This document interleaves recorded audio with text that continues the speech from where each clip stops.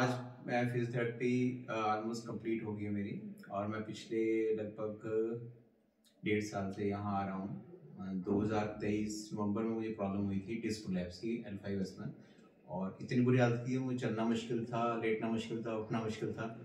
लेकिन अब लगभग 1.5 साल की फिजियोथेरेपी के बाद प्लस जो भी गाइडेंस मिली मेरे को यहाँ पे डॉक्टर शिवानी से, और मेरे न्यूरो सर्जन जो हैं डॉक्टर अनिल डिंगरा पारस हॉस्पिटल चंडीगढ़ में, तो उनसे अब मैं काफ़ी ठीक हूँ, ऑलमोस्ट ठीक हूँ। अब सिर्फ स्ट्रेंथनिंग चल रही है पिछले 6 महीने से स्पाइन मसल की, सो दैट कि वो जो प्रॉब्लम डिस्क कोलैप्स की हुई है उसको कवर करने के लिए अगर मसल स्ट्रेंथन हो गए तो वो अच्छे से कवर कर पाएंगे। सेकंड, मेरा एक लाइफस्टाइल थोड़ा सा चेंज किया है, कुछ वेट कम किया है, तो वो सब चीज़ें मिला के काफ़ी हद तक फ़र्क पड़ गया है। दवाई बहुत ज़्यादा नहीं कोई ली है, सिर्फ प्रीगैबलिन चल रही थी।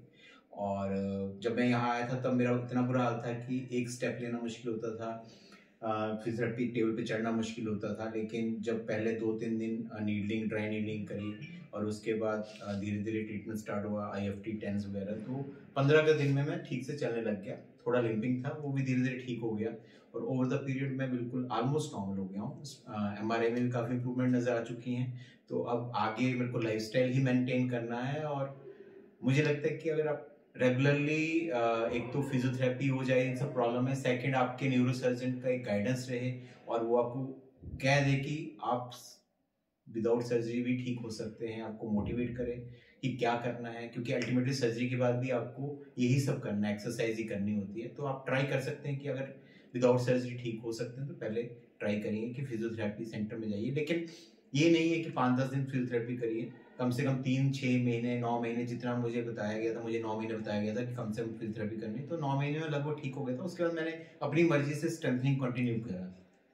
और लाइफस्टाइल बहुत चेंज करना पड़ता है, क्योंकि ये लाइफस्टाइल डिजीज है एक तरह से। तो आपको पोस्चर का ध्यान रखना है, आपको अपना वेट नॉर्मल करना है और उसको मेंटेन करना है, और आपको खाने पीने का भी ध्यान रखना है। बाकी मेरे मेडिकल कंडीशन के बारे में ज़्यादा बेटर डॉक्टर शिवानी बता पाएंगे क्या था और क्या अब है। देखिए, डिस्क प्रोलैप्स एक ऐसी कंडीशन होती है जिसमें आपको जनरली कहा जाता है कि आपको सर्जरीज की तरफ को जाना चाहिए, बट मुझे लगता है उससे पहले ही आप अच्छे फिजियोथेरेपी ट्रीटमेंट लें तो आप सर्जरी से बच सकते हैं, जिसमें मल्टीपल तरीके से हम काम कर सकते हैं। और पेशेंट की स्ट्रेंथनिंग करके, एक्सरसाइजेस डाल के, और पेशेंट का बेसिक है लाइफस्टाइल चेंज कीजिए, वेट रिड्यूस कीजिए, उससे आपकी इस कंडीशन को विदाउट सर्जरी भी रिकवर किया जा सकता है। देन आफ्टर आप एक रेगुलर फिजियोथेरेपी के टच में रहिए, ताकि आप प्रोलॉन्ग जो लॉन्ग टर्म गोल है उनको आप अच्छे से निभा सकें और आप हेल्दी हो सकें। लास्टली मैं सर का थैंक यू करना चाहती हूँ कि उन्होंने हम पे इतना कॉन्फिडेंस दिखाया, और हमारे शिवा आयुर्वेदिक मेडिकल कॉलेज और हॉस्पिटल पे इन्होंने कॉन्टिन्यूसली हमारी बात को माना, और आज वो रिकवर हो चुके हैं। Thank you so much sir, मैं अपनी टीम की तरफ से आपको थैंक यू करती हूँ। Thank you. आपको और आपकी टीम को बहुत धन्यवाद देता हूँ, क्योंकि बहुत अच्छे से यहाँ पे फिजियोथेरेपी होती है। मशीनें आपके पास सारी हैं, और आपका जो नर्सिंग स्टाफ है वो अच्छे से ट्रेंड है। बीच में इंटर्न्स भी आते थे, वो भी आप ट्रेन कर देते थे उनको।